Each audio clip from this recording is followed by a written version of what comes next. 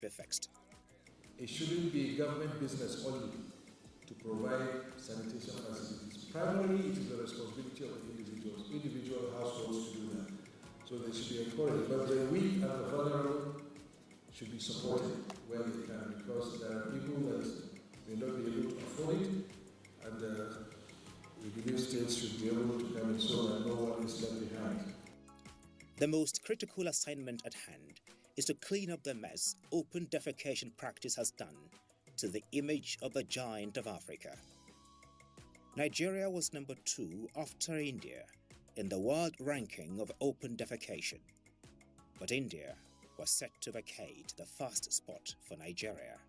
Nigeria is a country that so much people look up to, the giant of Africa. We can say that the position where we are occupying currently concerning open defecation is not good. Where we have about 46 million Nigerians defecating in the open. That does not speak well for us on every side. On the economic side, it means so much is we're losing so much in terms of people losing hours of work, productivity not being okay, because open defecation is associated with a lot of diseases. Encourage Nigerians to ensure that they see this open defecation free campaign as everybody's business. Everybody should key into it and ensure that they endeavor to, build their toilets, and even now there are cheaper, facilities that you can use to achieve the same purpose of ensuring that you don't defecate in the open. The open secret of the 47 million Nigerians involved in the practice had caused a stench that needed to be cleansed. And so, Engineer Suleiman Adamu seeks to face the odious stench of this situation with desperate measures. As a way out, he looked in the direction of India, which had wriggled its way out of this unpalatable situation. Besides visiting this Asian giant himself, he also deployed a delegation to learn the ropes of cleaning the mess, all in a bid that Nigeria should not occupy this unwanted position. The commitment of the government of a day is also unflinching. Again, expression was given to this as the Vice President Professor Yemi Oshibajo flagged off the national campaign against open defecation in the country, tagged Clean Nigeria, Use the Toilet. The launch of the National Action Plan for the revitalization of the sector and the declaration of a state of emergency by the President last year was among the many initiatives of government in addressing the challenges confronting the sector. The National Action Plan is phased into emergency, recovery, and revitalization stages. In this emergency phase of the action plan, it's our desire to aggressively mobilize the entire country towards ending the practice of open defecation. There is no need to debate the point that sanitation is a major public health concern, and that poor sanitation adversely impacts us all. It is a campaign meant to sweep across the nation. But it wasn't going to be words without action, as President Buhari expressly followed up with the Executive Order 9 titled The Open Defecation Free Nigeria by 2025 and other related matters. Not to leave anything to chance, the minister reached out to state governments. The goal was to ensure that subnational governments are on the same page with the federal government. Starting with Nigeria's apex capital, Abuja, Engineer Adamu made sure the advocacy extended to states across the federation. And the result of this painstaking effort has been heartwarming, as the slogan, Clean Nigeria, Use the Toilet, was sold to and adopted by all and sundry. Starting with Obaliku, which emerged the first open defecation-free local government area in 2016, the train of the implementing agencies has not stopped in its task of cleanup across the state. We need to ensure that people understand the importance, more than ever before, of washing hands, importance of having clean and sanitized environments, and of course, the importance of having good quality water to drink. So I believe that the ministry is on course.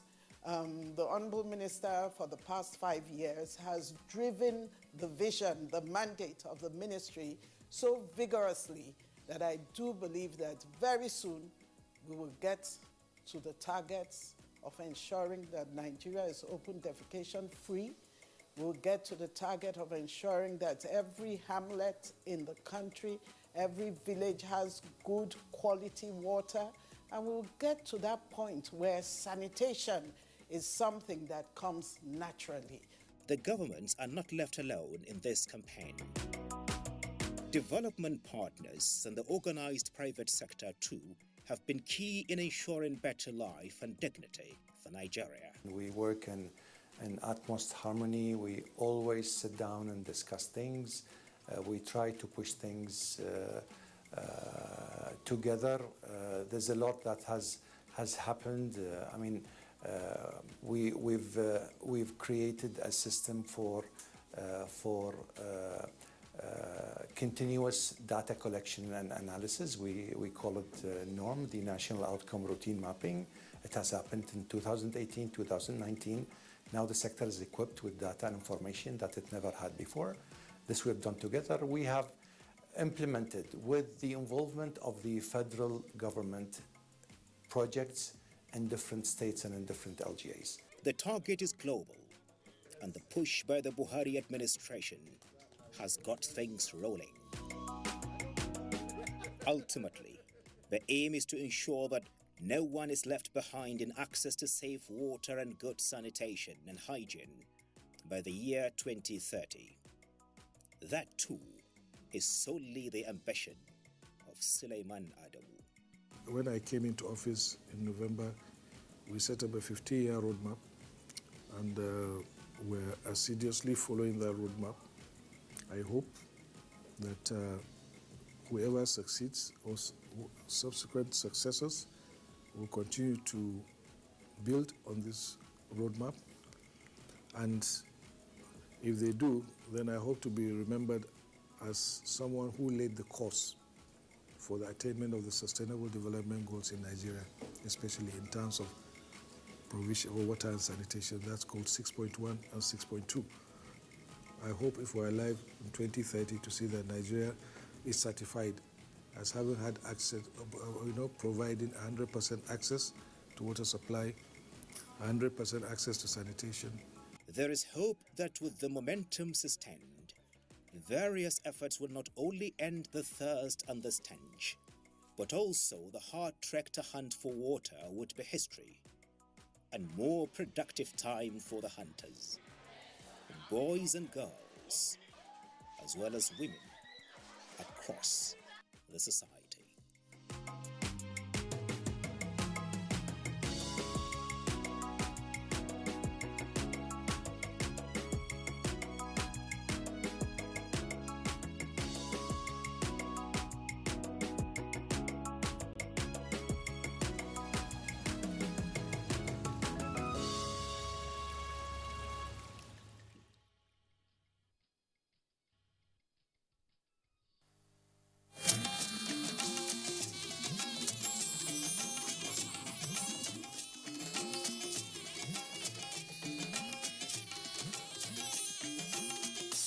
This is the network service of the NTA.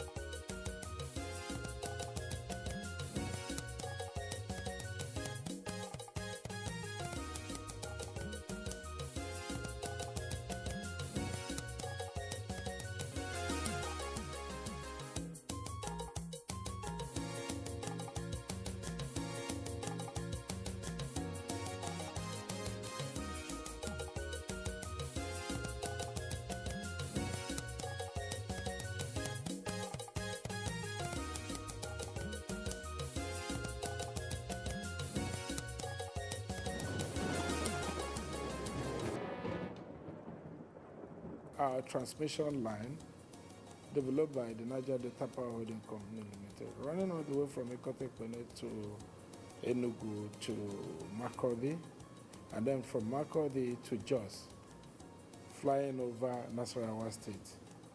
So we thought, okay, the way to do this again is to drop down this 330 kV line in Lafia and step it down from 330 to 132 to 33, so that we can improve the supply in Lafia and in Nasarawa State.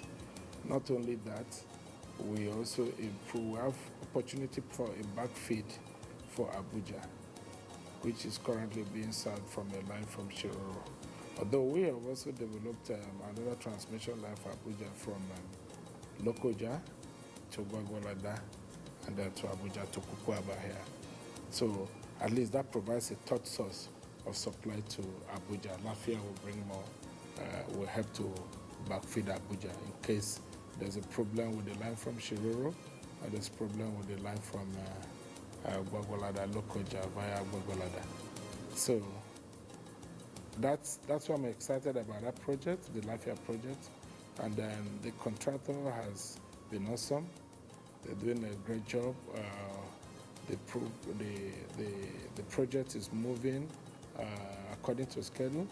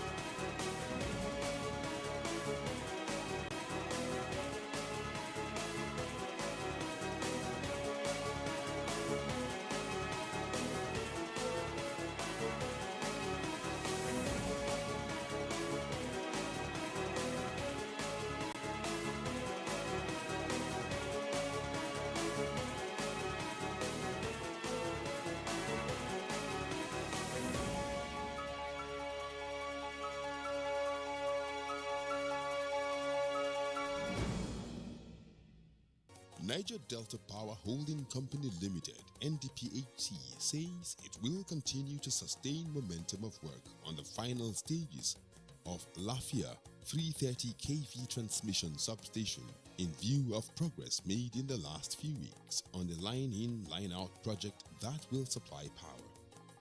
Executive Director Networks Engineer Ife Oluwa Oyedele with other officers visited for an on-site assessment of the work following 2 weeks outage granted by Transmission Company of Nigeria TCN on the 330 kV DC Makurdi to Jos transmission line and additional 2 weeks to complete the stringing of the conductors.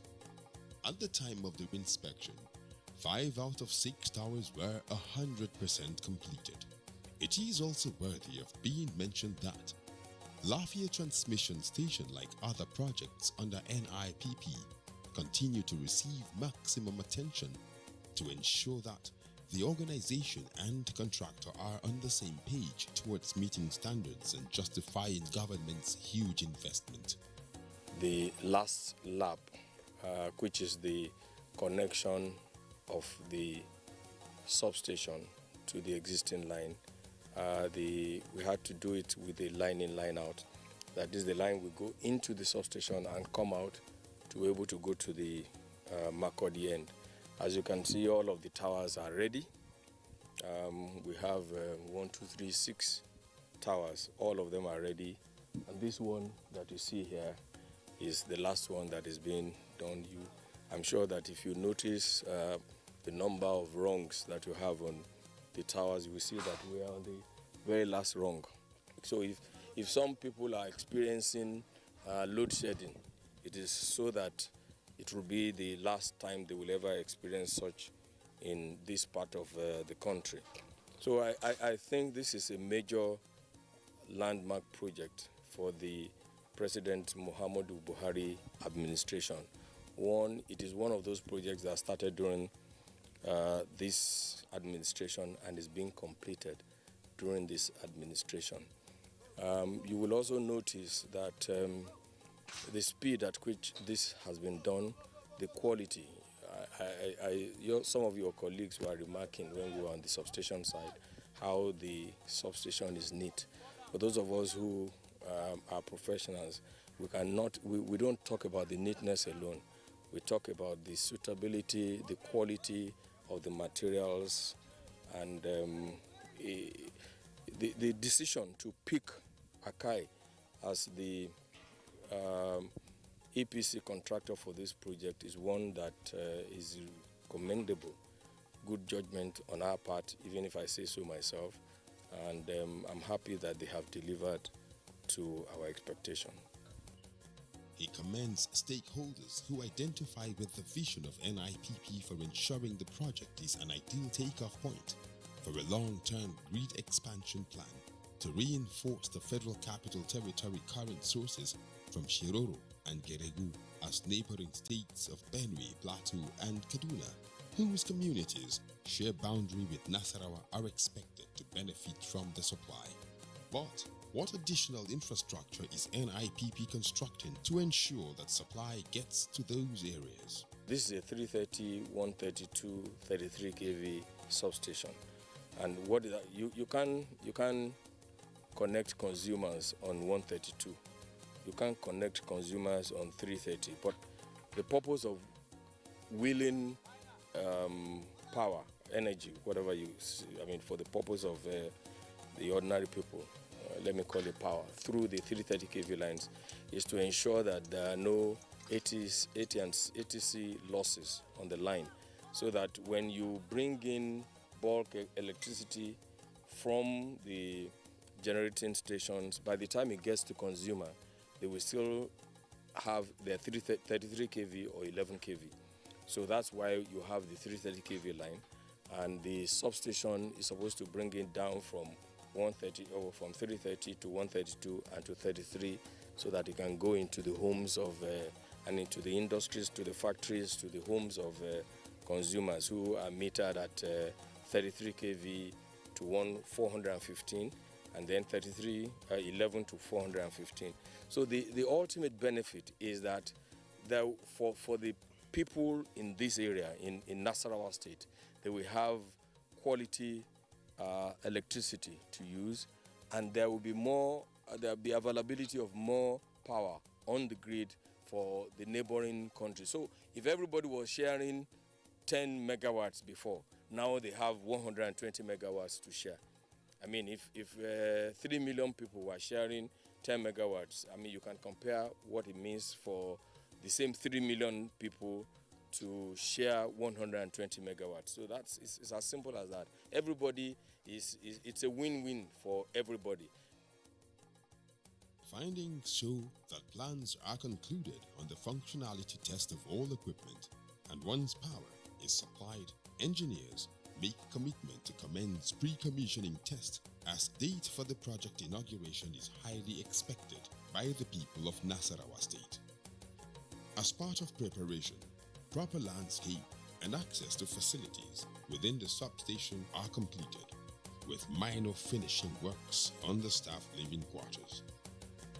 Executive Director Networks acknowledges federal government's support to NDPHC in changing the narrative of the power sector in the country through infrastructure renewal. NIPP is a reality.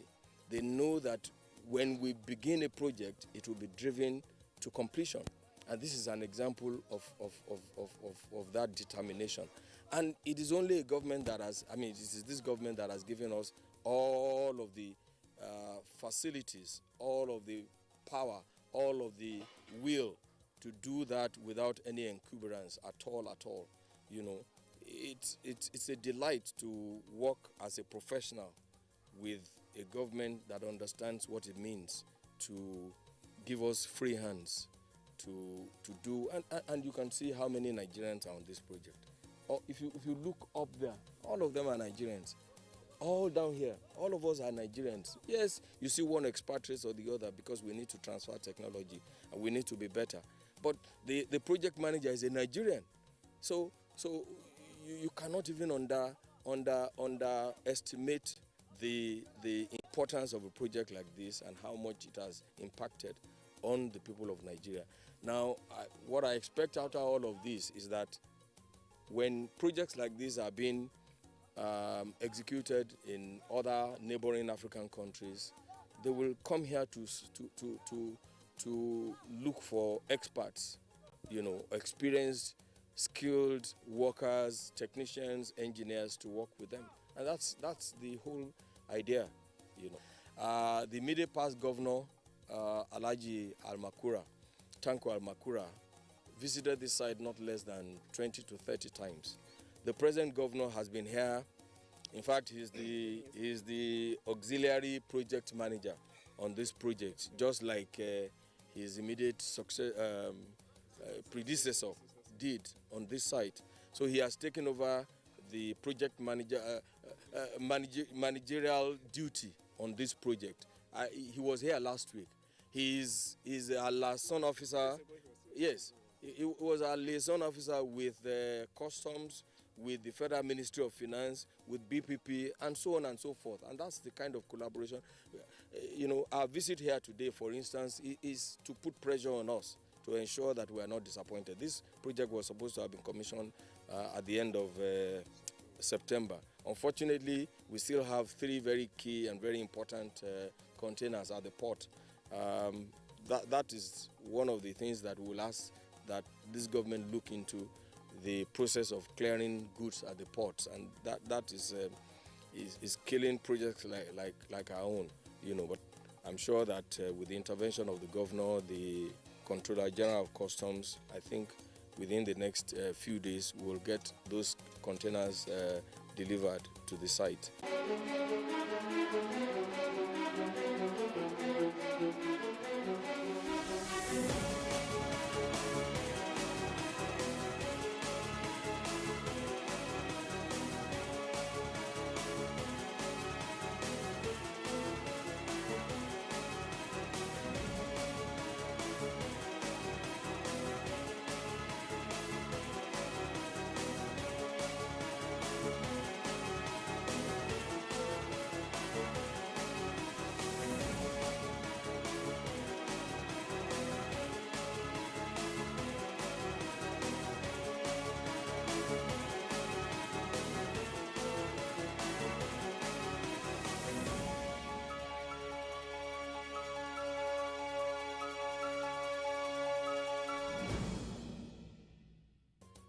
Executive Director also visited the proposed site where NDPHC will build a school as part of its corporate social responsibility to appreciate Nasarawa State Government and the people of Akurba community for donating the land for the project. We can give God the glory and thank the Almighty Allah. This project, it will benefit most especially our youth and the community at large, because what is caused the poverty is lack of electricity. So by the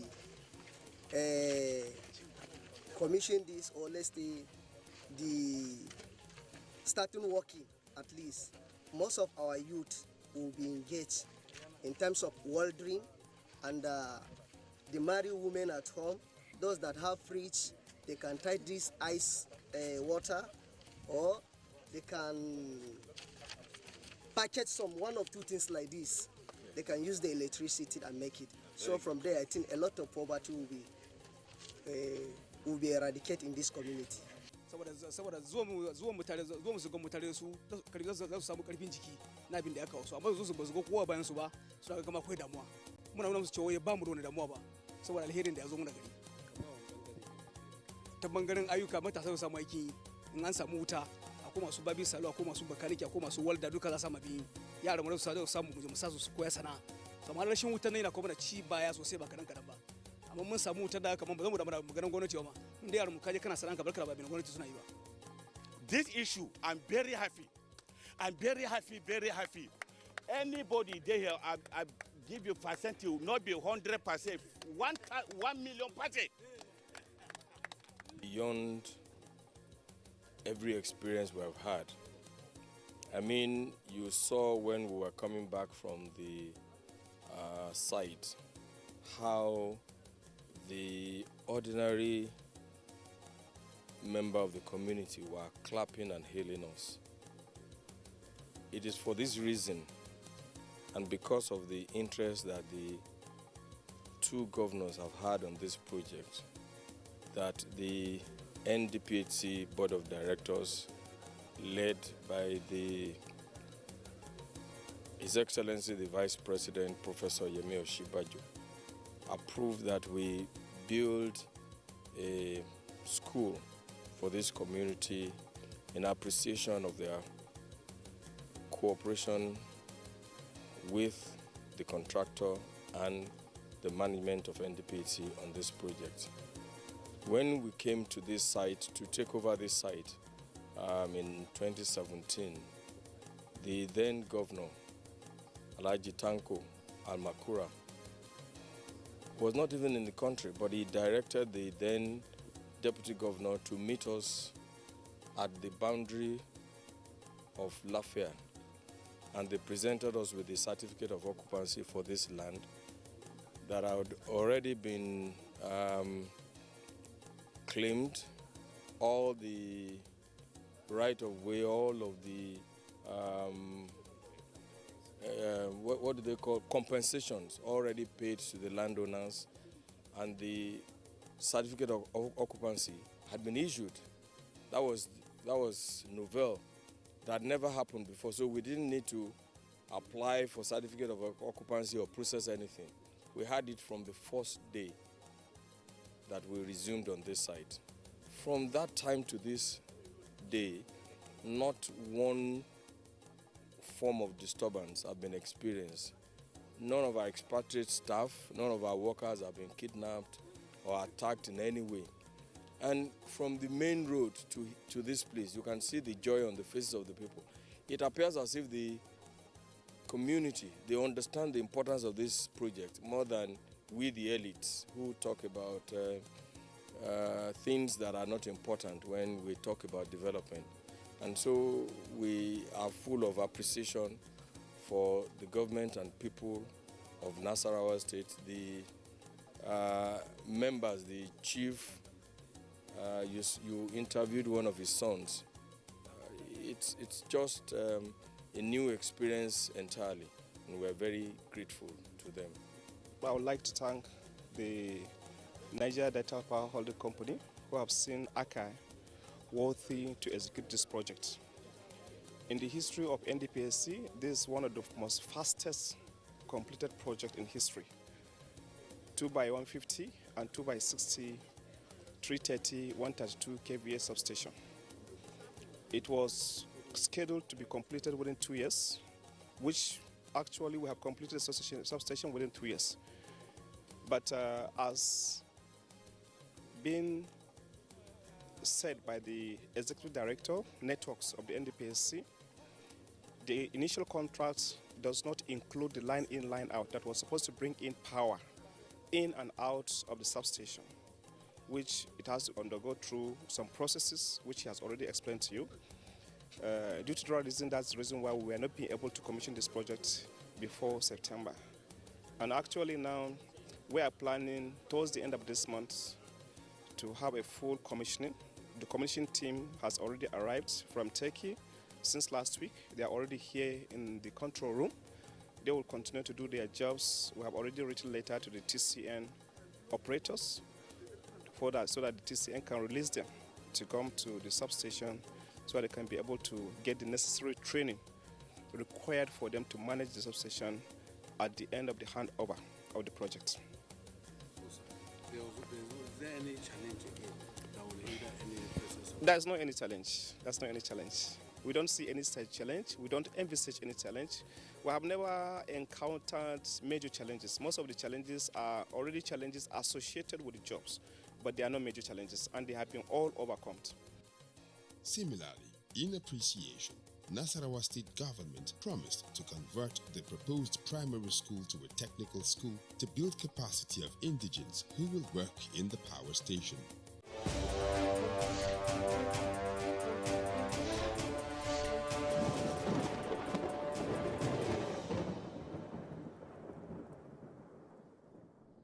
Meanwhile, the Executive Director gives an update on other ongoing critical projects in parts of the country. They include distribution injection substation of 7.5 MVA transformer and allied equipment in Ekiti State, construction of 33 kV line and other enhancements in Oshun, and construction of injection substation in Orogun in Delta State, among others.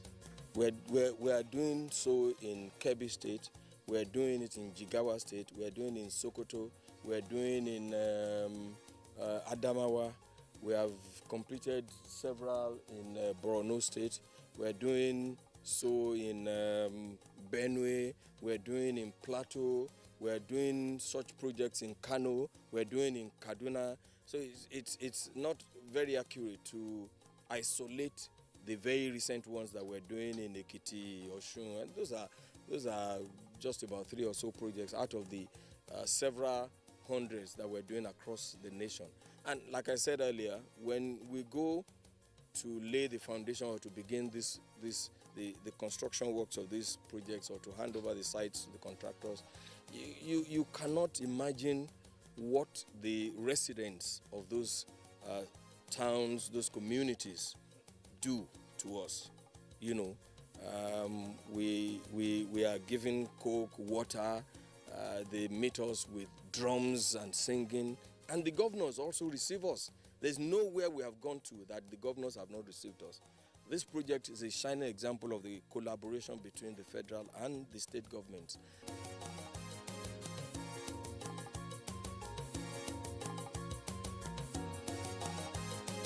Powerlinks will follow up development on this project.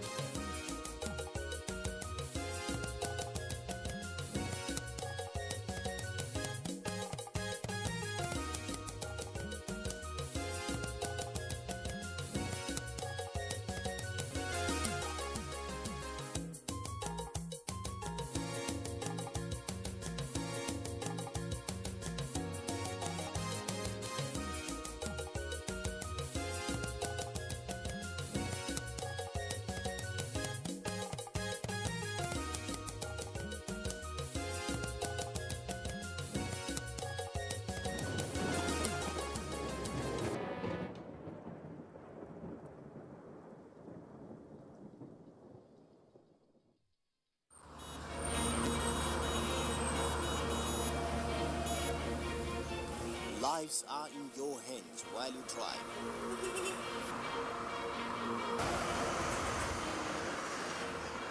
Protect yourself and others on the road. Road Matters, shown on the network service of the NTA.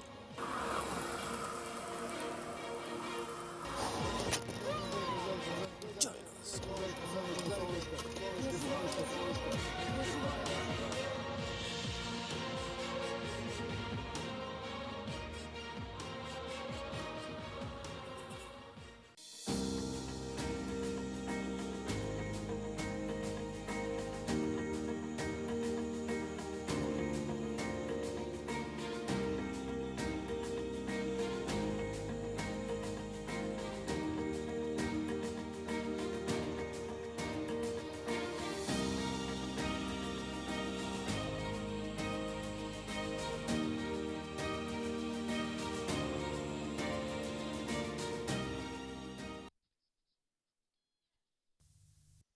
Today's growing trend is the beard.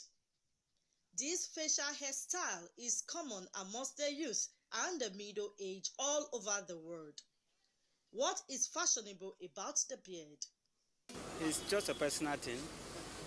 As you grow up, you continue to find those things that make you look the way you want. Maybe you're copying somebody's your role model. You just want to be like the person. It's just a personal thing. And I'm somebody who don't like shaving. I don't like going to the barbing salon always. So this is the easier way I can stay out going to the barbing salon. I just woke up one day, just changed my attitude of keeping beards, and I love it. From the start, I come from who keep beards, so I don't know. Since I'm a fashion designer, I don't have anything to do with fall, so I believe keeping beards is just a lifestyle. It's just a design. It's a thing I like. Facial hair gives the men the opportunity to express their looks of whom they are and how they want to be perceived by others. This fashion has been a trend for years. Now, see this one. Check the other one out. Beards come in different shapes and lengths. It can depend on one's choice to suit his looks. These days, lovers of fashion and styles are now spotted with different shapes, such as the full beards, stripe, goatee, round look, as the list is endless. No wonder that beards remain fashionable for men, inasmuch as it is well cared for by the wearer. Men are always, I've met few of my friends who have actually told me, oh, I want to grow beards because that's the in thing now, and they feel it's the new swag. So basically, I think I like guys with beards, but please shave it according to, in a way that will approach you.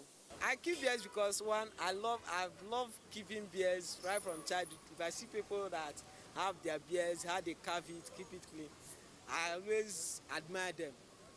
Secondly, at least if you can keep it clean, shave it properly, dress it well, it makes you appear neat and decent. Secondly, it gives you a little grading as in aging.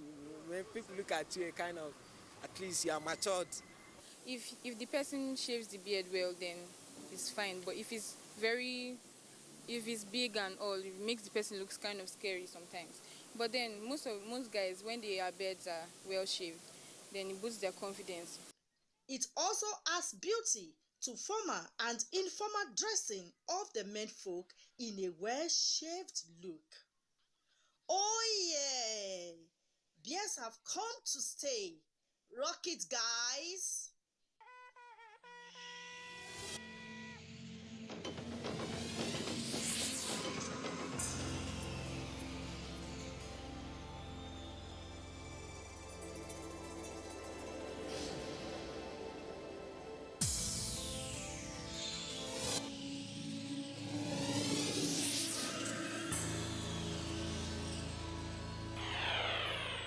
NTA, you can't beat the reach.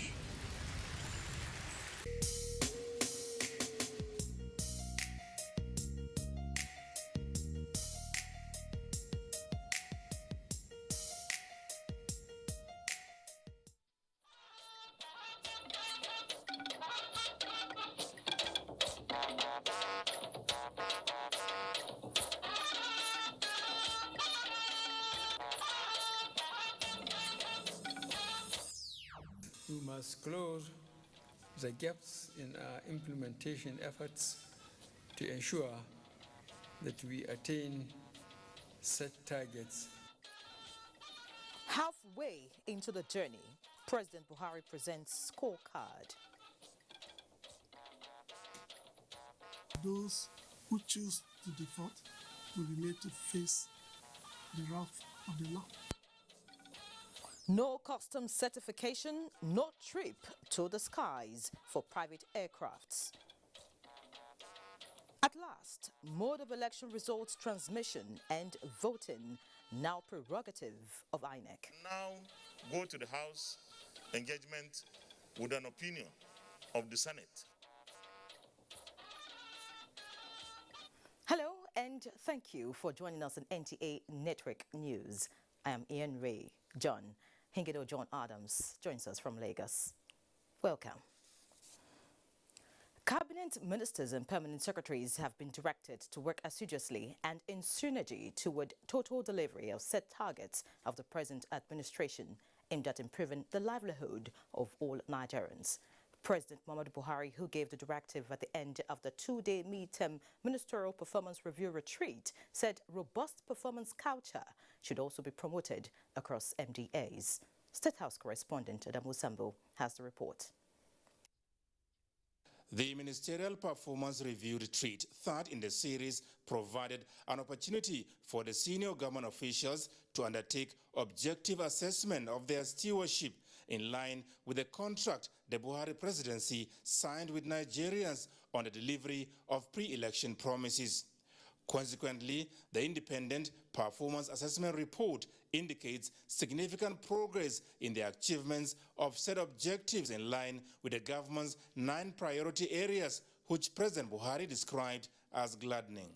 The discussions at the retreat have prompted the need for us to ramp up implementation on the deliverables. We must close the gaps in our implementation efforts to ensure that we attain set targets by 2023. The Office of the Secretary to the Government of the Federation is to immediately begin the process of convening quarterly coordination meetings for each priority area based on the collaborative results framework. This is with the aim to ascertain status of implementation across the 9 priority areas, identify bottlenecks, and prefer immediate solutions. The government is reassuring Nigerians that fiscal measures will continue to be implemented to keep the economy on the trajectory of growth, while issues that foster corruption and impair transparency in the management of public resources are to be addressed. We will continue to reach out to the poorest and most vulnerable households through the National Cash Transfer Program and other initiatives of government. The Ministry of Humanitarian Affairs, Disaster Management, and Social Development has been directed to come up with a legislative framework for social protection that also guarantees its funding stream.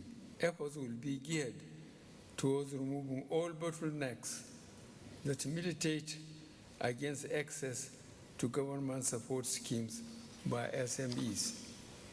Government will adopt a holistic approach to industrialization that is aligned with Nigeria's aspirations and requirements.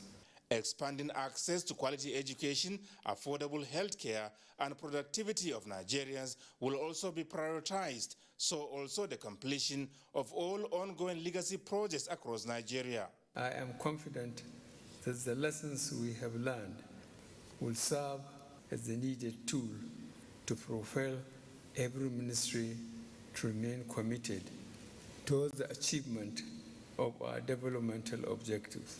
The Secretary to the Government of the Federation, Boss Mustafa, gave a rundown on the recommendations from the panel discussions aimed at addressing prevailing challenges and charting a pragmatic course for Nigeria's prosperous future. We will support Mr. President and the Cabinet to track all the commitments made in these sessions, keep them in our view, and report on our progress periodically.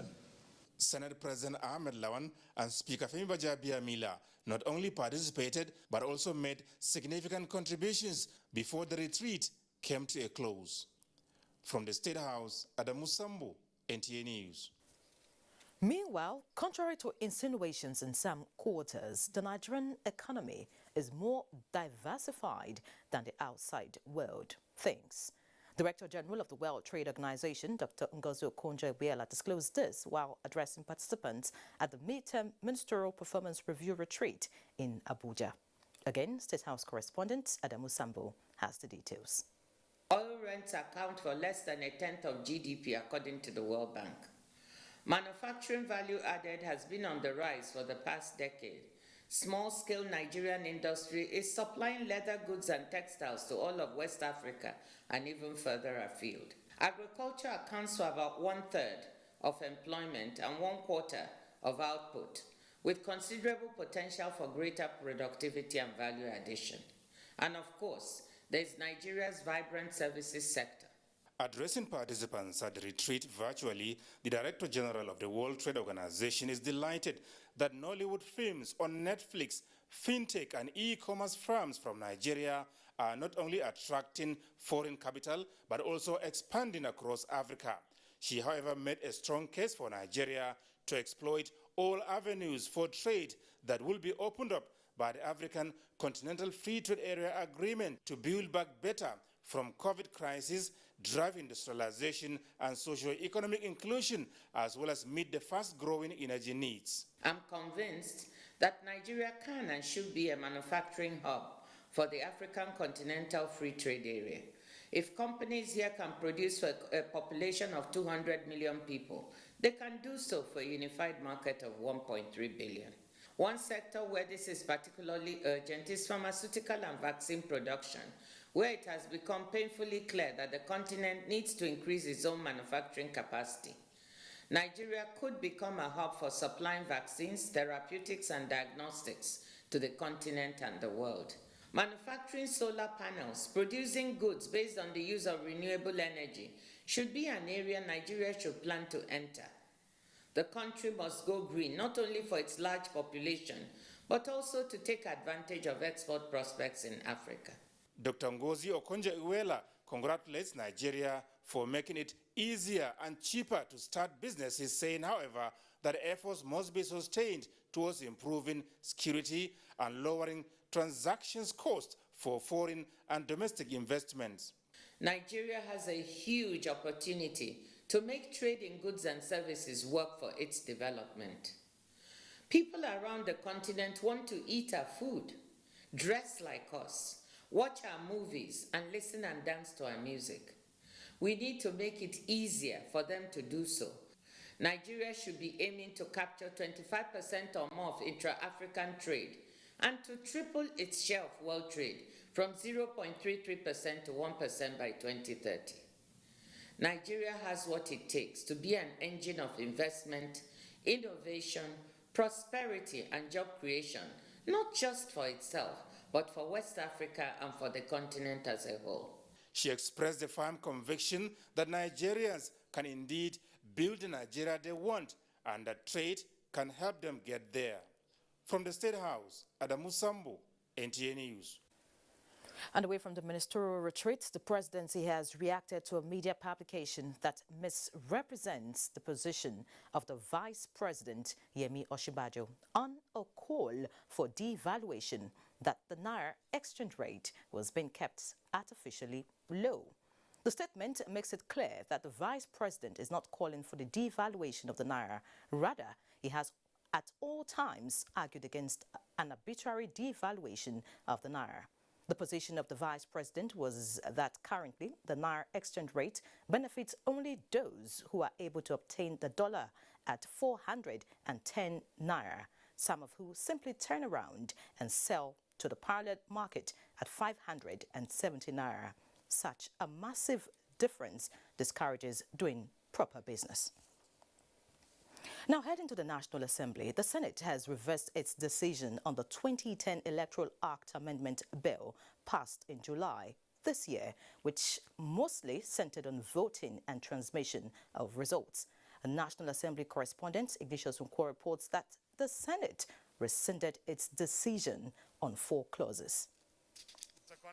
On the 15th of July 2021, the Senate passed the 2010 Electoral Act Amendment Bill. Senate had passed it with amendment in Clause 52 that transmission of election results can only take place if the Nigerian Communications Commission are short of adequate and secured network coverage and the approval of the National Assembly.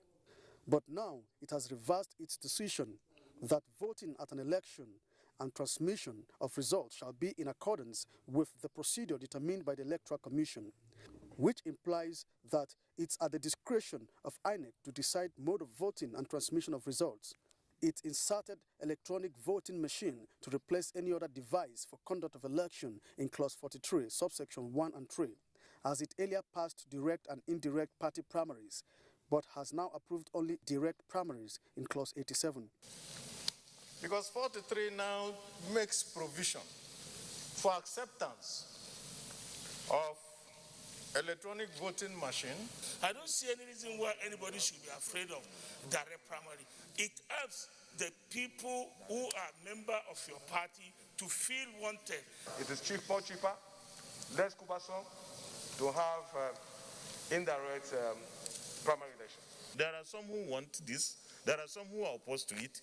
It's for the conference committee to retreat after the submissions by our colleagues. You can now go to the House engagement with an opinion of the Senate. The legislators have commenced debate on the general principles of the 2022 appropriation bill, with emphasis on capital human development and completion of ongoing projects in the 2022 fiscal year, as it urged the federal government to declare state of emergency on Nigerian roads, which followed a motion by Senator Gershon Bassey. As long as that deficit is meant to finance critical infrastructure, there is no problem.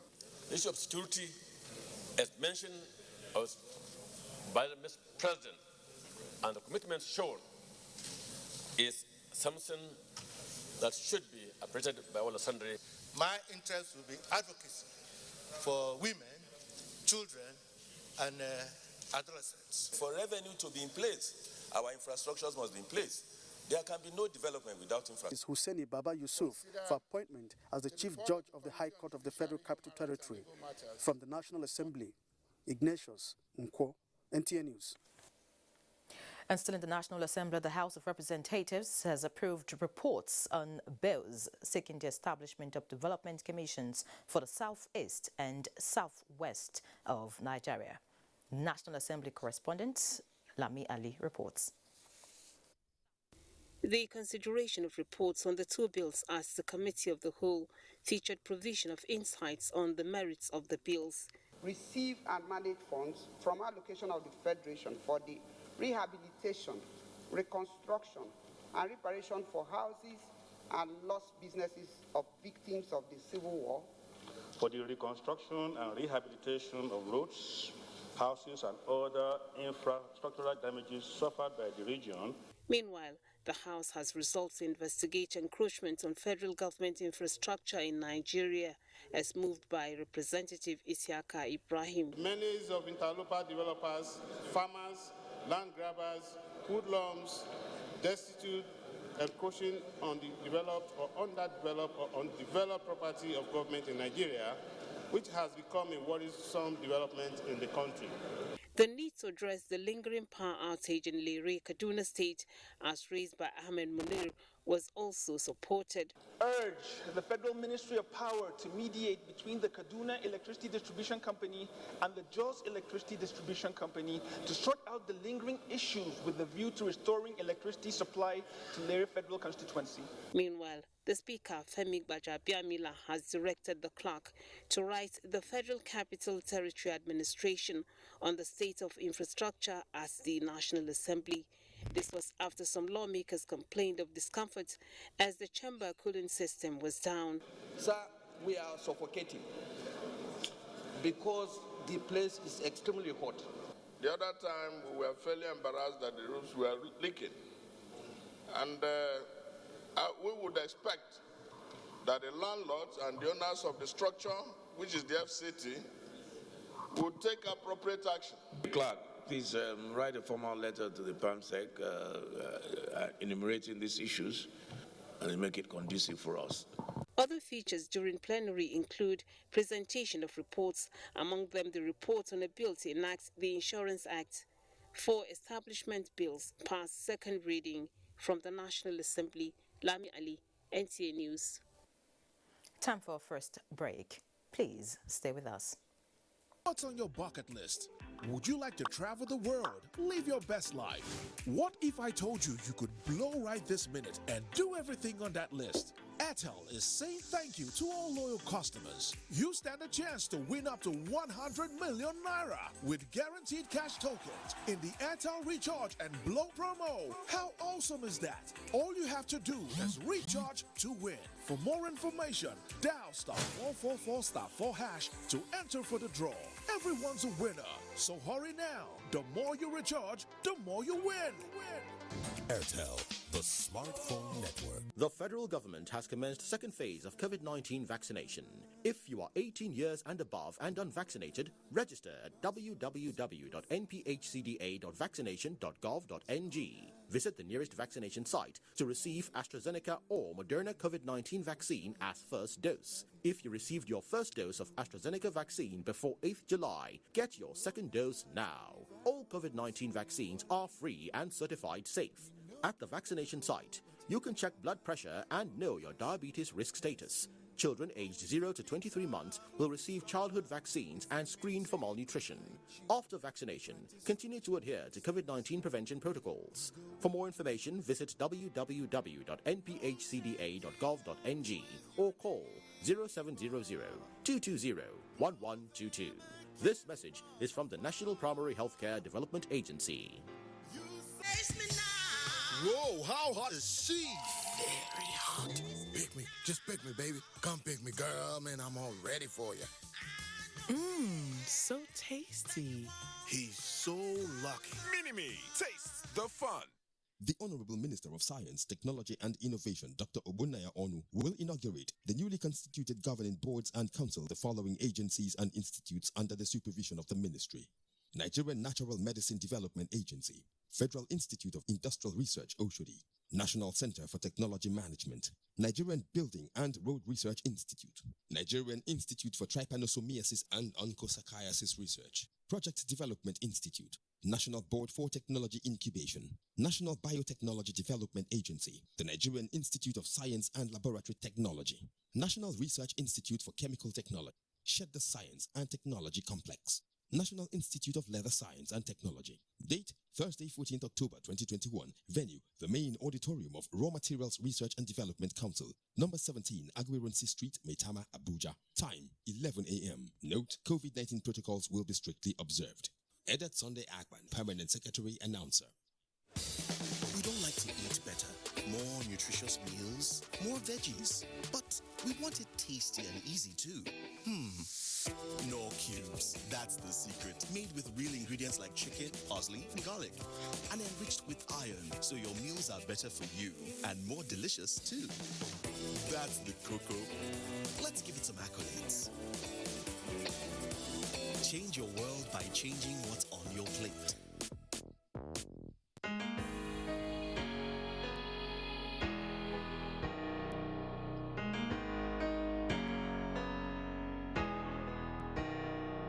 We've had many battles, we have won some wars, but in all our struggles, we have lost loved ones. It may be cloudy outside, but not for very long. We will surely see the sun, 'cause we know no matter the weather, no matter the tide, we go there together. We stand by your side. No yawa, no problem. Go fit stand to fight us. We go stand together. We go beat them down.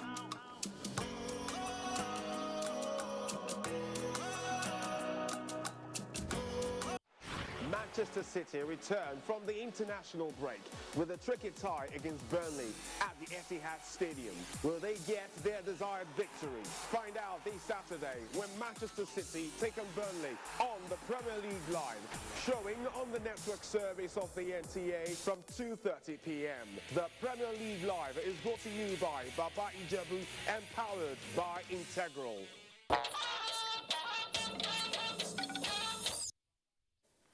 Glad to have you back. The Hydropower Producing Areas Development Commission is adopting strategic implementation framework to deliver on critical projects across different parts of its covering states before the end of this year. Abubakar Usman Akwanga reports that this resonated during the Commission's review session for the last quarter of the year. The 2021 target of the Hydropower Producing Areas Development Commission is gradually coming to fruition, with about 90% delivery of its preliminary projects. Now, to ensure delivery of all project proposals under the scrutiny of Bureau for Public Procurement, these key players are setting priorities and looking into the future with confidence. The data collected will ease operations of the management and guide the council on formulation of projects and programs for the commission. Before the end of this year, you see hyperdeck jobs either fully executed or commencement would have started. Apart from infrastructure plan and other interventions, the Commission has also carried out programs in areas of humanitarian, education and social services to uplift thousands of Nigerians out of hardship. And we have also recently concluded the enumeration exercise for the needs assessment. We have to visit them, we have to know their problems and come up with how to address those problems. The Commission says its determination to surpass present records in the coming years is unassuming and urged communities to keep faith in the mission of IPADEC. In Abuja, Abubakar Usman Akwanga, NTA News. In other news, Information and Culture Minister Lai Mohammed has again called on media practitioners to vary in exercising their press freedom by taking into cognizance the country's national unity and security. The minister's call was contained in a message to a one-day symposium on information as a public good in Abuja. Anthony Forson brings us details. The Information and Culture Minister, who was represented by the Director, Production, Publication and Documentation, Ibidapo Okunu, pointed out that while recommitting to the freedom of the press, the freedom enjoyed by media practitioners equally come with a price. Hence the need for the federal government to task them to shift from mere reporting and embark on investigative journalism. To us as the government, we see the media as partners in progress in our collective quest to fulfill that which our founding fathers toiled and bled for. This symposium could not have come at a better time. For us to do good in our jobs, we must at all times look onto security men, get the correct information from them, and disseminate what is right. Information as a public good is under serious threat. We have seen periods when one sentence alone can bring the whole nation down. From the security agencies, this is their point. In the defense sector, we hold information very dear, as without information, we would hardly be able to deliver on our responsibilities. How do we manage this information not to affect the reputation, unity, progress of our beloved country, Nigeria? In his presentation on the topic, Information as a Public Good, Nigeria's Trajectory on the role of the media and information managers to sustain democracy and current challenges facing our nationhood, in Abuja, Anthony Forson, NTA News. Meanwhile, the National Orientation Agency has urged citizens to explore the provisions of Freedom of Information Act of 2011 to ensure more public participation in governance. This is coming at the heels of the launch of National Freedom of Information Act Compliance and Transparency Ranking by a coalition of civil society organizations known as National FOI Cohort. Kenneth Nanim reports. Sequel to the passage of the Freedom of Information Act in 2011, ministries, departments and agencies of government usually submit their annual reports on compliance and transparency to the Ministry of Justice for evaluation. For 2021, about 6 civil society organizations under the name National FOI Cohort took the responsibility of evaluating performance of these MDAs. There are about 40 classes of information that the law says under Section 2 that you must proactively disclose, and so we want to know if actually MDA is actually complying on those lines. And the law says that you should actually disclose those 40 classes of information either on your website or you actually do it as hard copies. After evaluation of more than 200 reports submitted this year, the National FOI cohort placed the National Orientation Agency on the 3rd position. We are not only creating awareness a lot, but we are also walking the talk. Beyond that is the issue of how the FOI Act can engender transparency, accountability, transparency. Meanwhile, the agency has commenced the 2nd phase of training of some selected persons across board on fact-checking course. The essence, the agency says, is to curtail spread of fake news, hate speech, and misinformation in order to build a peaceful, united, and progressive nation. Kenneth Nanim, NTA News.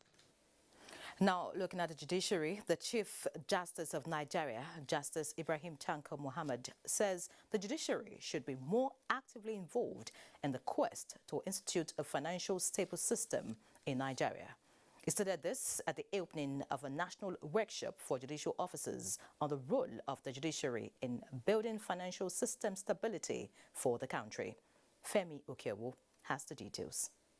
The efforts to push for Nigeria's improved economy, reforms have been carried out in the banking and financial services sector of the country. This has resulted in the enactment of the Banks and Other Financial Institutions Act, BOFIA 2020. But whenever there is any dispute in this sector, the judiciary is constitutionally empowered to resolve such disputes. So imagine if judicial officers are oblivious of the reforms going on. This is why the Central Bank of Nigeria, in conjunction with the National Judicial Institute and Juris Law Office, organized a training workshop for judicial officers. If the judiciary must play its role in financial stability in Nigeria, cases of delay must be aggressively and frontally addressed. BOFIA 2020 is expected to reinvigorate the banking sector as it will engender a sound and stable financial system. Attendance, which was both physical and virtual, cut across the Federal High Court, Court of Appeal, and the Supreme Court. Judiciary is an indispensable partner in ensuring stability of financial system in the country. We have a detailed calendar with the Office of the Chief Justice of the Federation to train judges regularly. The training is expected to encourage quick dispensation of financial litigations in order to attract greater investments in the Nigerian economy. In Abuja, Femi Okewo, NTA News. Meanwhile, the National Judicial Council has approved the appointment of 5 judicial officers for Gombe State. Emmanuel Akila reports that they are made up of 3 High Court judges and 2 cadis of the Sharia Court of Appeal. The High Court judges include Barrister Zainab Abdul Qadir Rashid, Barrister Abdul Salam Muhammad, and Barrister Dorabo Sikam Suleiman, while the Court of Appeal cadis are Barrister Adamu Kuna Jibrin and Barrister Ahmad Bababala. Governor Muhammad Ino Yahya administered oath of office to the newly appointed judicial officers. It is indeed reassuring that this caliber of people are being appointed into the top echelon of the state judiciary at this crucial time when the nation requires a strong and upright judicial system that can address the challenges hindering the effective administration of justice. The new judicial officers pledged to justify the confidence reposed on them. Since I've been on the magisterial bench for about 15 years, all we ask for is for God's grace to be able to do more than what I have done for the state. It is justice for everybody. Governor Muhammad Ino Yahya used the occasion to present the 2 laws he signed authorizing the independence of the legislature and the judicial arms of government. The judges were presented brand new cars. In Gombe, Emmanuel Akila, NTA News. Looking at other issues now, the Association of Capital Market Academics of Nigeria says the early presentation of the 2022 appropriation bill is a sincere commitment to smooth budgeting process. President of the association, Professor Uche Waleke, made the observation at a forum in Abuja. Bosede Ebo reports. For the second year running, President Muhammadu Buhari kept to the October schedule for the presentation of the 2022 appropriation bill. As expected, the market reacted positively, with the Nigerian capital market recording a full week of gains. Professor Uche Uwaleke, president of ACMAN, at a press briefing in Abuja, said the development is an indication of government preparedness to ensure a smooth fiscal environment that is positive for the economy. The ball is now in the court of the National Assembly to speedily consider and pass the bill so that implementation can commence as expected in January. We advise the government to take full advantage of the opportunities in the Nigerian capital market to address the infrastructure deficit in the country. It was also an opportunity to look into the various interventions by the Apex Bank, which facilitated the early exit of economic recession in 2020 and applauded the e-Naira project as well as regulation of the fintech space. On President Muhammadu Buhari's goal of lifting 100 million Nigerians out of poverty, ACMAN is of the view that it requires long-term funding, which the capital market space can provide. In Abuja, Bosede Ebo, NTA News. To tackle challenges associated with not having access to information on menstrual hygiene, Procter & Gamble, in collaboration with Tabitha Kumi Foundation, is distributing free packs of always sanitary pads as well as menstrual hygiene management information to vulnerable girls in the FCT and Ogun State. Ekene Ondule brings us details. It is a natural phenomenon for women and girls, yet in Africa, stigmas and taboos around menstruation never ends. Many girls are more or less unprepared for this change, as information about puberty seems lacking. Statistics from the Water Sanitation and Collaborative Council reveals that 1 in 10 Nigerian girls misses school during her menstrual cycle. This is estimated to be about 48 days in a year, due to lack of access to sanitary pads. She didn't tell her aunt that she's on her menses because if she tells her, the aunt will take her back to the village. The experience narrated by Chinaza is the reason behind the launch of Always Keeping Girls in School program. The idea is really to reach girls who do not have the opportunity or cannot even afford sanitary pads, and there are many. It's a program that is going to reach over 10,000 girls directly and 50,000 indirectly with menstrual hygiene education program. The program is targeting girls in the FCT and Ogun State with the distribution of free packs of sanitary pads for a 1-year period. It's time to pay attention to the girl child. Pay attention to her joys, her pains, her fails, her gains, and what is required to enable each one achieve their potential. So I can imagine the impact it will have in the lives of children or girls, young girls, if they're now given, if we make provision on a regular and consistent basis for sanitary towels. There are resources available, and we can put hands together to provide these resources so that our girls can be better educated and the out-of-school numbers can drop in Nigeria.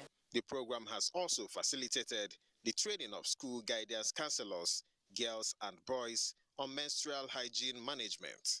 In Abuja, Ekene Ndulue, NTA News. Let's join Hengino in Lagos now for more reports. Hengino.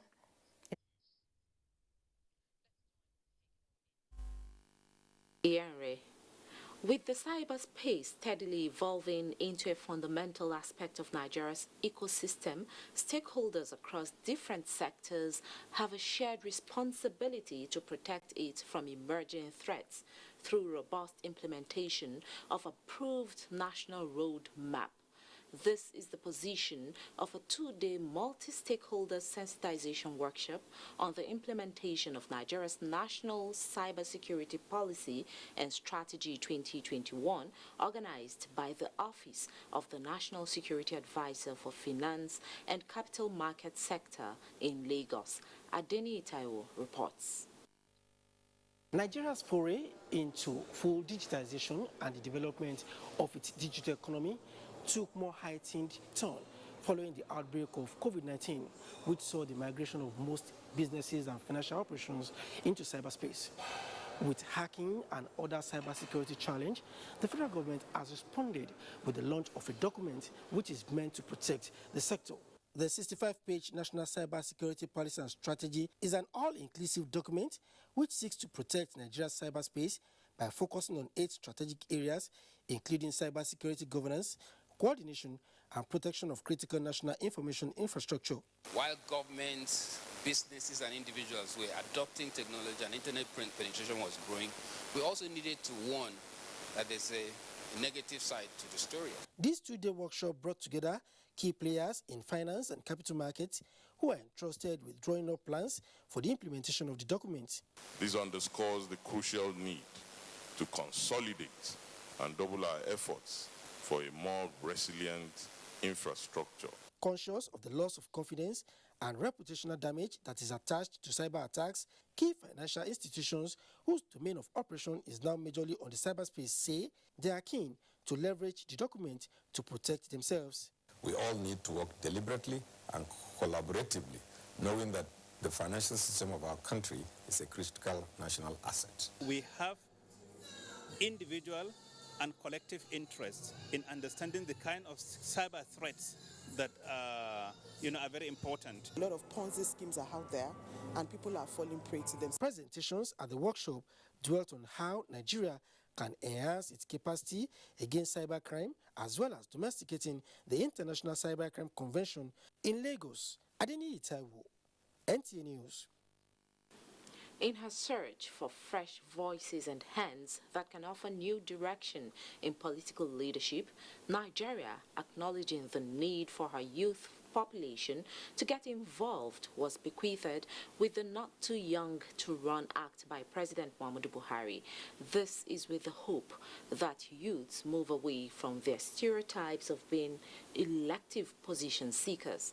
In this report, Adeni Itaiwo once again takes a look at how far the act has impacted the Nigerian youth in the political process. Getting more young people into political leadership is to get more young people into the political arena. This is the mindset that informed the signing of the Not Too Young to Run bill into law by President Muhammadu Buhari in 2018.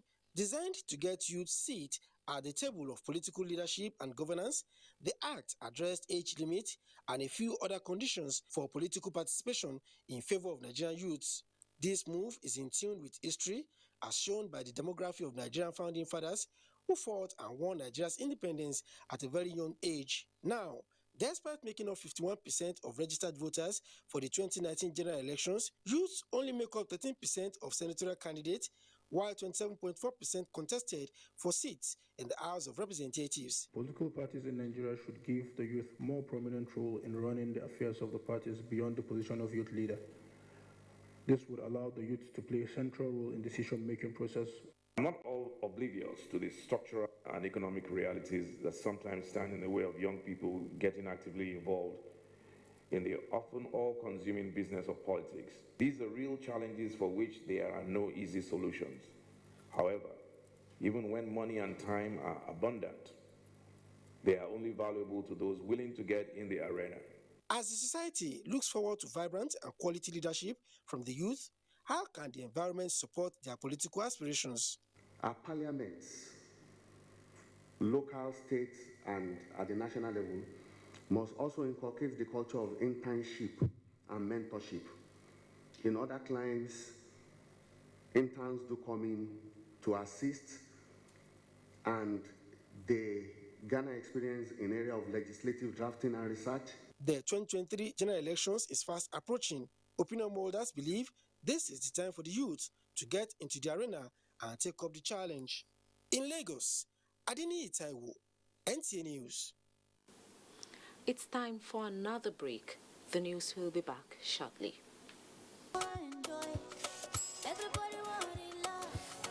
Everybody wants to blow, nobody wants party love. Everybody wants joy, yeah. Who don't like it better? And if you wanna talk to money, 7. If you wanna talk your credit, 7. If you wanna run on time, yo, 7. If you want plenty data, 7. If you wanna go do 7. One more 7, he says 7. Let me hear you say this super number. 7. Boy, is it like they no get you wahala? 7. When you use the code, it be like you win the lotto. 7. Let me hear you say this super number. The whole sensational world of love, now accessible through one code, *777#. For those wondering why, Schweppes now comes in a new ginger flavor. Experience tells us.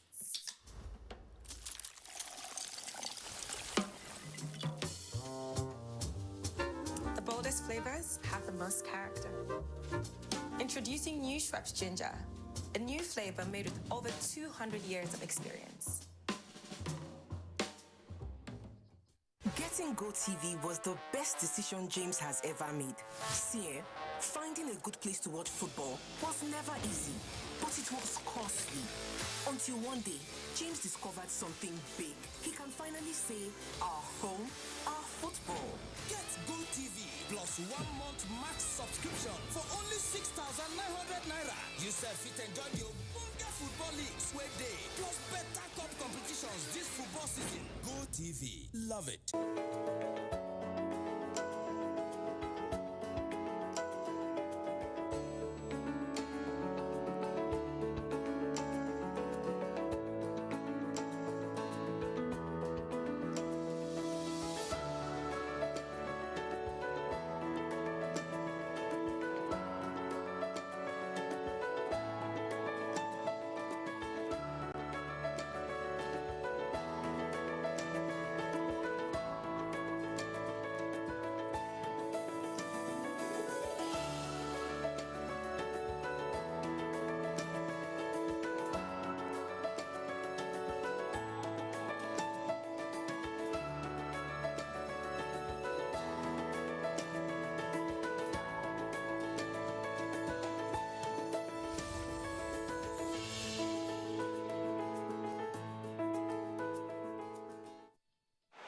Manchester City returned from the international break with a tricky tie against Burnley at the Etihad Stadium. Will they get their desired victory? Find out this Saturday when Manchester City take on Burnley on the Premier League Live, showing on the network service of the NTA from 2:30 p.m. The Premier League Live is brought to you by Baba Ijebu and powered by Integral.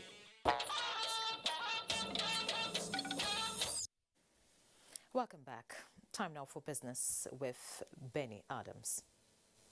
Thank you, Iyeri, and welcome to business. We start by telling you that the Central Bank Governor Godwin Emefiele says the Bank and Other Financial Institutions Act, BOFIA, has made the financial sector stable and the judiciary has a role to play in its operationalization and implementation. The Apex Bank Governor, represented by his deputy Aisha Ahmad, said this at a workshop for judges in Abuja. He said the act is expected to reinvigorate the banking sector and engender a sound and stable financial system that will support sustainable growth and development in the country.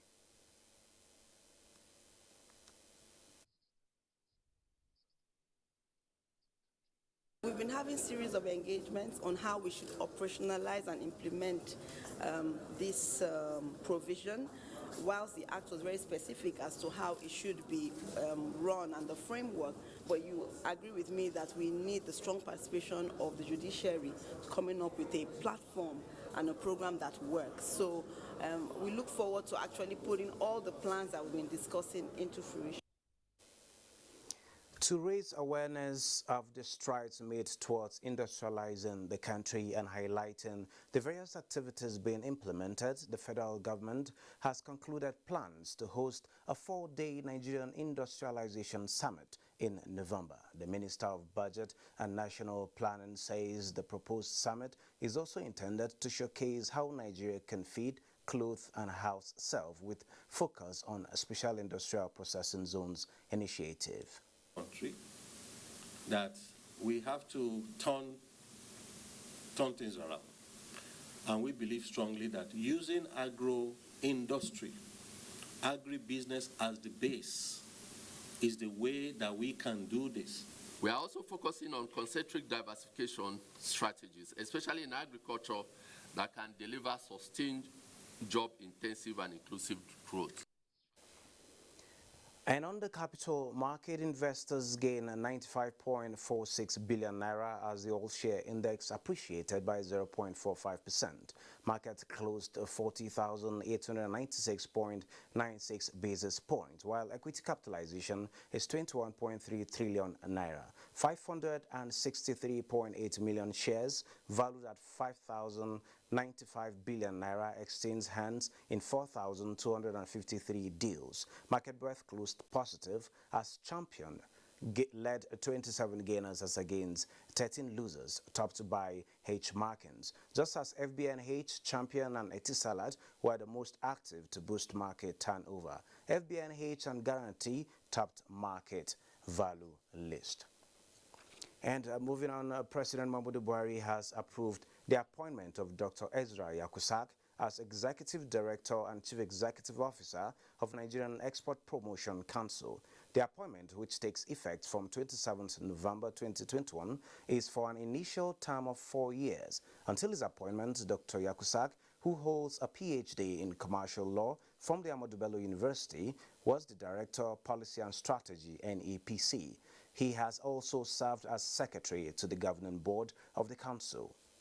That is business news. Eri, is over to you. Many thanks, Benny.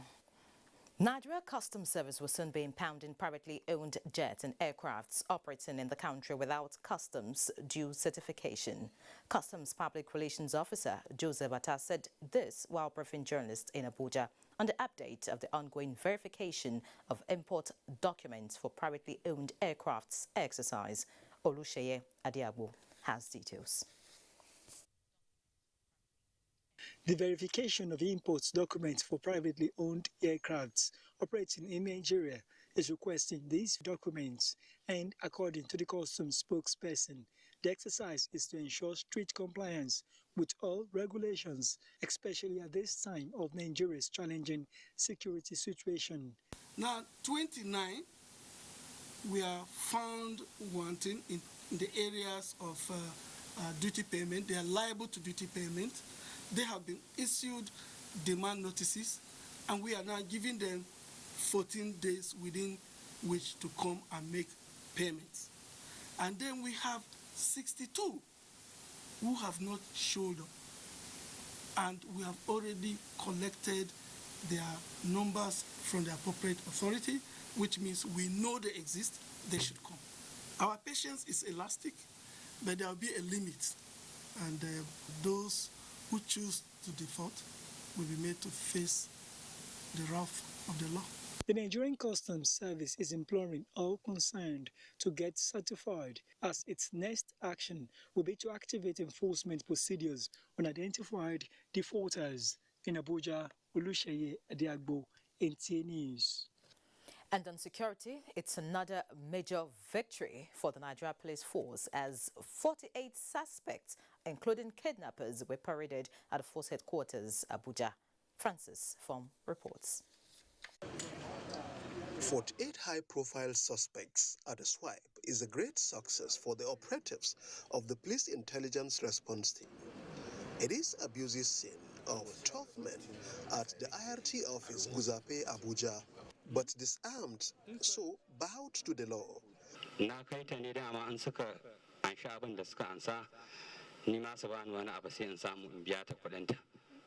This 36-year-old paying evil for good. His sister, who loaned him some money to purchase 4 tricycles, ended up being his prey.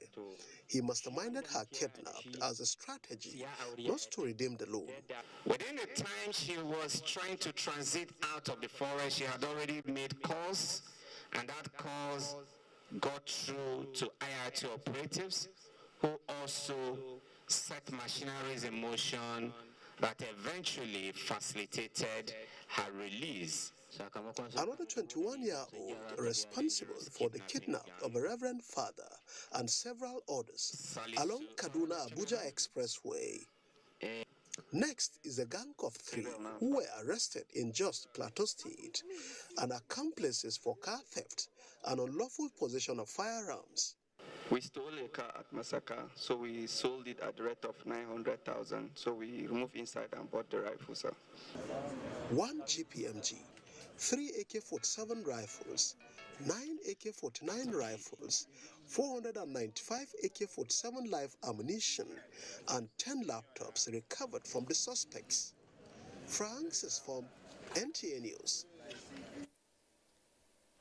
Life is precious, and one needs to be cautious to preserve it. This sums up the theme of the Federal Road Safety Flag-Off of campaign on Ember Months by the Corps Marshal Boboye Oyeyemi. Tessie Coker reports that it was done in collaboration with the Delta State government.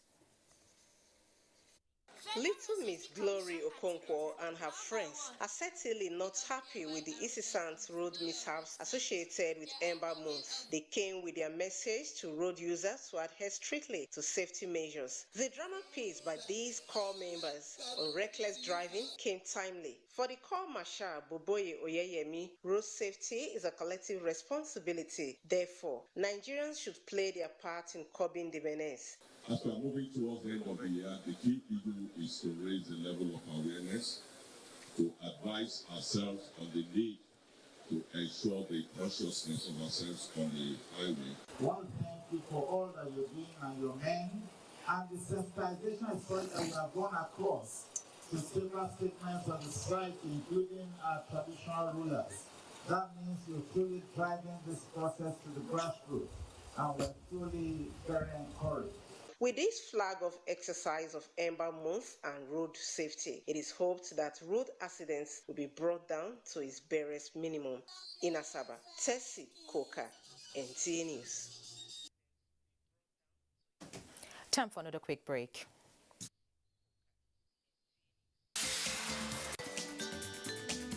Mid-term ministerial performance review and the milestone of Buhari administration is our focus on NTA Tuesday Live this week. Tuesday Live, incisive and educative on NTA at 10:30 p.m. Join us.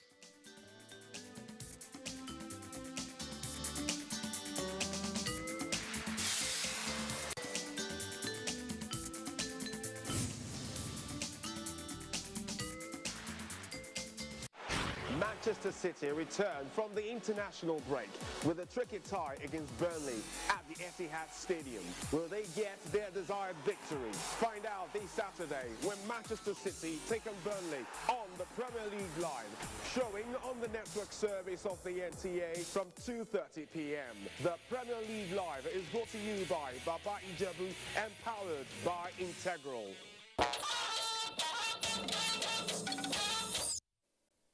Let's join Badi Adeleye for some sports stories. Thank you, Onyere. The Nigerian Television Authority has promised to give optimal coverage to the maiden Chief of Defense Staff Sahel Games ongoing in Abuja. Tamara Ebewe will tell us more. The Organization of Military Sports in Africa, OSMA, whose president, Brigadier General Abdullahi Mekano, made history as the first president of the organization from an Anglophone country and also the first Nigerian to hold the position, is putting promises to action. Members of the organizing committee of the Games met with the Director General of the NTA, Yakubu Ibn Mohammed, who assured them of a live coverage for the closing ceremony on Saturday. It's a kind of show of force and capacity, so that the adversary will know that all the forces in the Sahelian region are united. I watched the opening ceremony of the Sahelian Games yesterday on our news, and we will continue to cover the games on a daily basis. The NTA haven't looked at it for the number of years they've existed, so we believe that they will give us more coverage. The Sahel Games, aimed at fostering peace and unity among Sahel countries, is featuring golf, football, and marathon. In Abuja, Tamara Ibiwe, NTA News. Meanwhile, Mali came from behind to hold Nigeria to a 1-0 draw in the opening match of the maiden Chief of Defence Staff Sahel Games on Tuesday. That's the football event at the Aguiyan Roses Sports Stadium, Abuja. Nigeria led in the first half but gave up the advantage in the second half when Mali equalized to ensure spoils were shared. In the second game, Burkina Faso beat Guinea 2-1 to claim the maximum 3 points. Still talking football, Shooting Stars beat Kwara United 1-0 in one of Tuesday's matches at the ongoing Governor Dakwa Abiodun pre-season football tournament played at the Dipodina Stadium, Ijebu-Ode. In other results, Gateway FC lost 1-2 to local rivals Ijebu United. Remo Stars beat Otasolo 2-0, while MFM FC and Niger Tornadoes settled for a goalless stalemate. In Wednesday's fixtures, Shooting Stars face Gateway FC. Sunshine Stars go against Remo Stars with Otasolo and MFM trading tackles. That does it on Sports Update. It's back to Harry. Many thanks, Badi. And that concludes Network News tonight. Many thanks for watching. Please remember, there is no excuse for rape. Join NTA to put an end to rape and rapists. I'm Ian Ray John. Good night.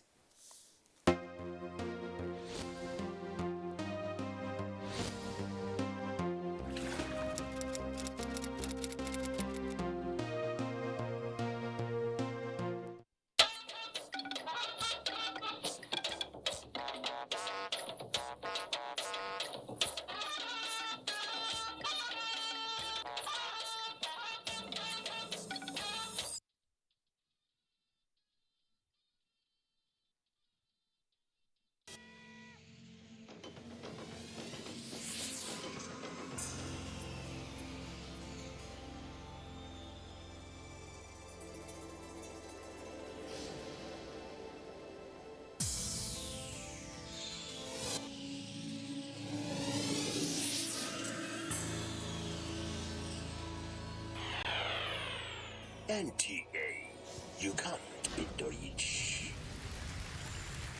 I never get this kind of thing, or I hear it. Somebody called me that there is a form that people are filling. I should go and fill. Then I went there, she gave me one, I filled the form. We are 3 in number, they working together.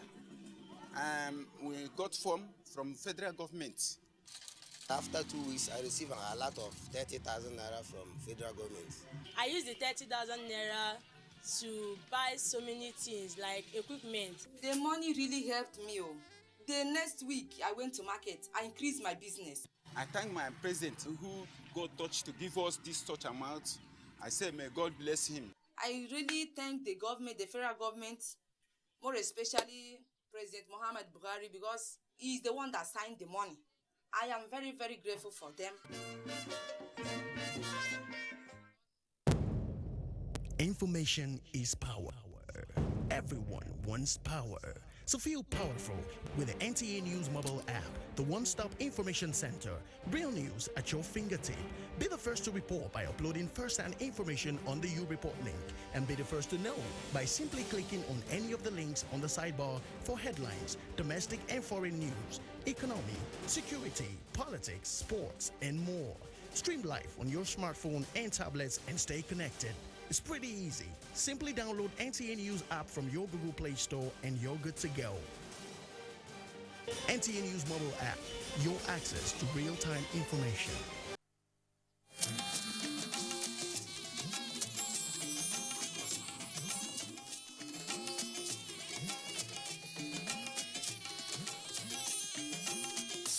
This is the network service of the NTA.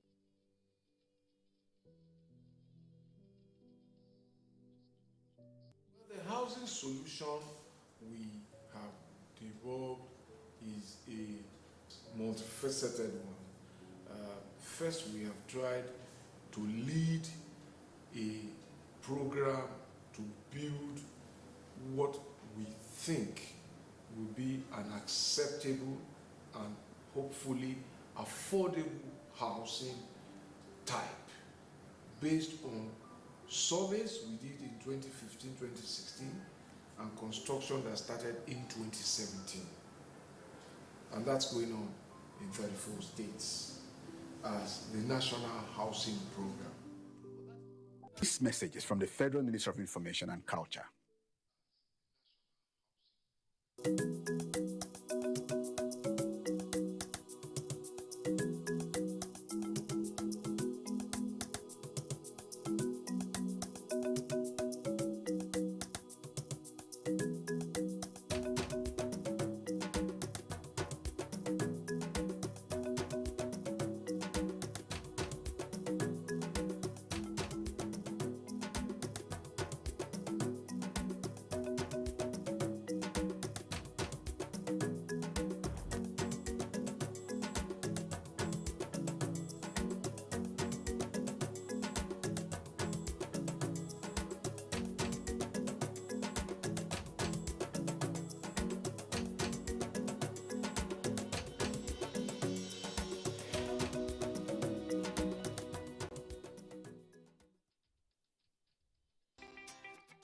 The League of Women Voters of Nigeria, NILOV, is an all-female NGO of women uplifting other women.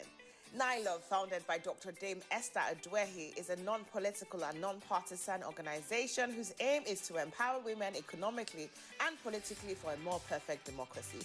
Some of our dedicated members passionate about the education of the girl child and empowerment of women include former Minister of Industries, Chief Mrs. Nike Akonde, first female MD, Bank of Industry, Ms. Evelyn Oputu, former two-time Minister and Ambassador Dr. Kema Chikwe, Hajia Ina Chiroma, former Ministers of Women's Affairs, Senator Stella Omu and Iyom Joseph Aneni, Senator Daisy Danjuma, former Permanent Secretary and Head of the Service, Ms. Ama Pepple. Let's join these distinguished women and others like Senator Biodun Olujimi, Senator Uche Ekonife, Right Honorable Felicia Bassi, Honorable Chinwe Mornu, Dr. Rosalind Okosu, Dr. Regina Omog Agege, and others. NILOV, women lifting other women. NILOV, together we can. Manchester City return from the international break with a tricky tie against Burnley at the Etihad Stadium. Will they get their desired victory? Find out this Saturday when Manchester City take on Burnley on the Premier League Live, showing on the network service of the NTA from 2:30 p.m. The Premier League Live is brought to you by Baba Ijebu and powered by Integral.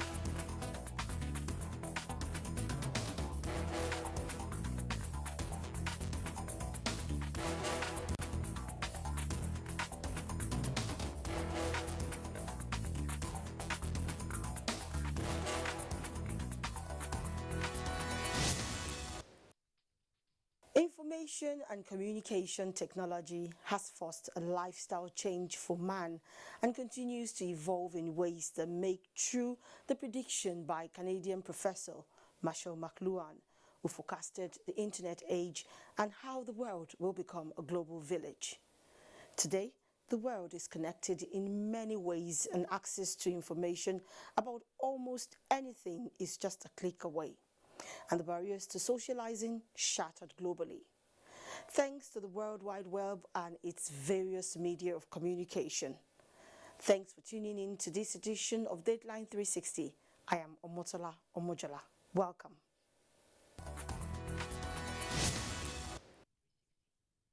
Have you ever imagined life without social media?